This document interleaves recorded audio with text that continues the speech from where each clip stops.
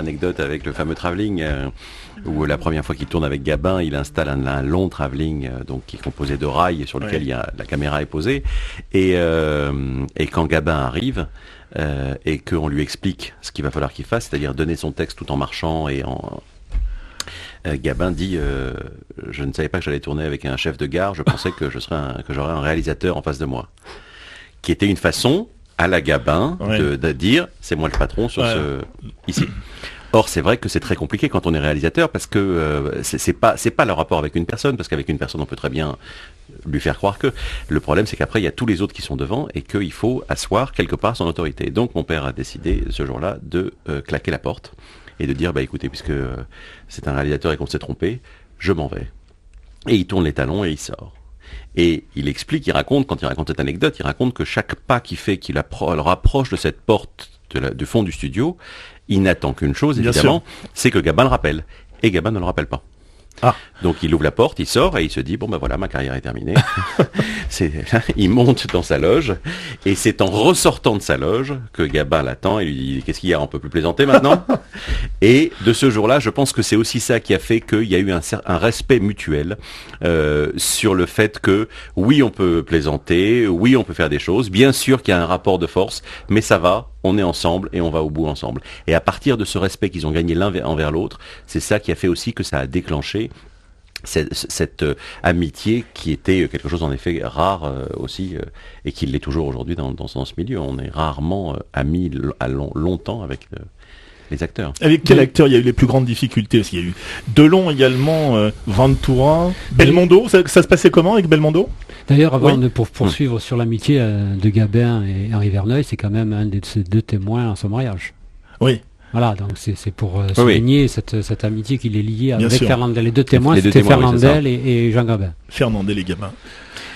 Oui, Belmondo, ça se passe très très bien. Oui. Belmondo, même chose. Je pense que tous ces acteurs à cette époque-là ont reconnu que, bien sûr que on disait un film avec Belmondo, mais ils savaient que Belmondo-Verneuil, c'était quelque chose qui était un tout.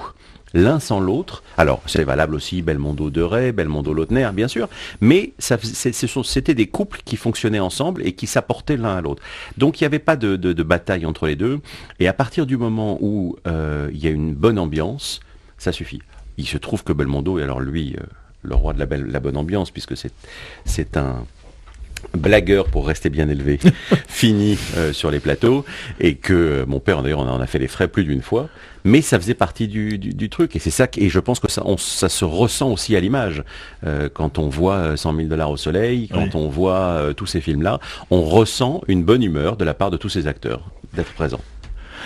En parlant que Belmondo lui racontait, on faisait voir des vers et des pas mûrs dans Week-end à Zuidcote, où le film a coûté énormément parce que il y a énormément de matériel, d'avions, et Belmondo n'arrêtait pas de lui en faire voir, ne serait-ce qu'avec les autorités locales de la mairie. C'était vraiment effectivement un amuseur de première, et Verneuil avait du mal parfois à le maintenir et à le cadrer, à le faire revenir à des réalités beaucoup plus professionnelles, parce que c'était un blagueur professionnel. Ah oui, dans Peur sur la ville, la séquence où il marche sur les toits du métro, qui tourne donc de nuit dans les stations de métro parce qu'on ne peut pas bloquer le métro pendant la journée. Ils l'attendent, il n'est pas à l'heure, et au bout de 20 minutes, il arrive, bourré, mais complètement. Mon père s'énerve contre lui. Ouais, machin, qu'est-ce que ça veut dire? Il dit, mais je suis là. Il dit, mais tu devais monter dans le métro. Mais je vais monter dans le métro. Et l'autre, il ouvre la porte du métro, il monte dedans. Et donc mon père hurle en disant, mais non, c'est sur le toit, je peux pas te faire monter comme ça. En fin de compte, Belmondo faisait semblant, juste pour se faire pardonner des 20 minutes de retard qu'il avait eu. Mais et ça mettait mon père dans des colères incroyables. Bon, évidemment, qui était désamorcé tout de suite après, parce qu'on peut pas ne pas rire derrière ça. Mais oui, non, c'était... Alors, mon regret, disait Verneuil, c'est de ne pas avoir dirigé John Wayne, Clark Gable ou Spencer Tracy, mais j'ai eu la chance de travailler, disait-il, avec Jean-Paul Belmondo, qui à lui seul les résume tous. Ce qu'on admet chez Gary Cooper, on ne le reconnaît pas chez Jean-Paul Belmondo. Quand il descend le long d'un filin suspendu à un hélicoptère, il peut jouer Néron lorsqu'il arrive en bas. Henri Verneuil aurait aimé donc pouvoir faire tourner d'autres grands acteurs. Est-ce qu'il y a des regrets comme ça, des rendez-vous manqués avec d'autres grands acteurs ou actrices? Non, je crois qu'il a toujours eu les acteurs et les actrices qu'il voulait, véritablement. Il a eu quelques regrets. Il aurait aimé faire un western. Même aux États-Unis.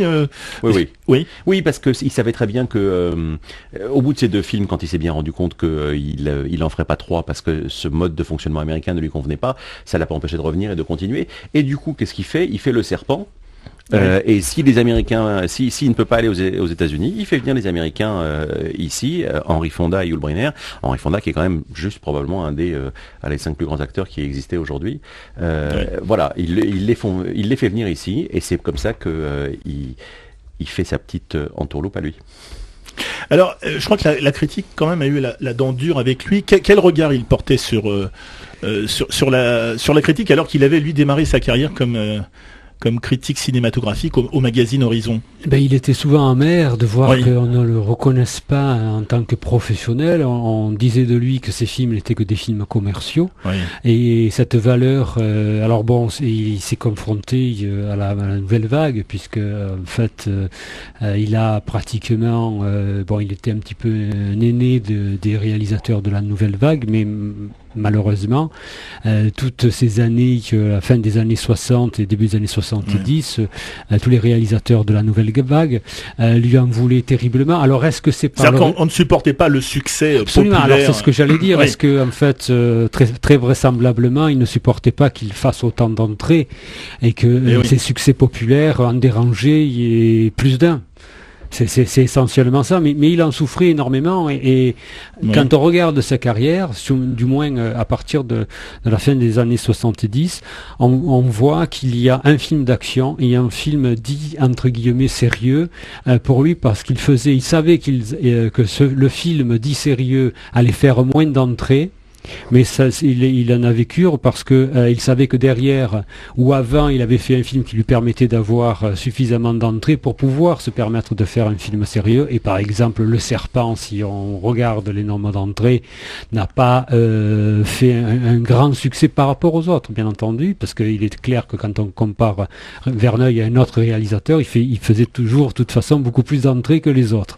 Mais dans son box-office à lui à titre personnel, eh bien, il y avait un certain nombre de films qui voulaient mettre en scène malgré tout et qui étaient sérieux. 1000 milliards de dollars, il dénonce les multinationales.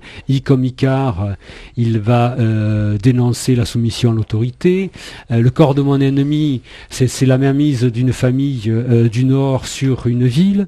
Donc, alors quand on taxe de films que ces films étaient que commerciaux, les gens se trompent relativement quand ils résument la carrière de Verneuil à ses succès commerciaux uniquement. Parce que ça passe, Patrick. L'un n'empêchant pas l'autre, bien sûr, en plus de ça. Mais c'est quelque chose de toute manière de ce dont tu parles qui est encore. Alors peut-être que là.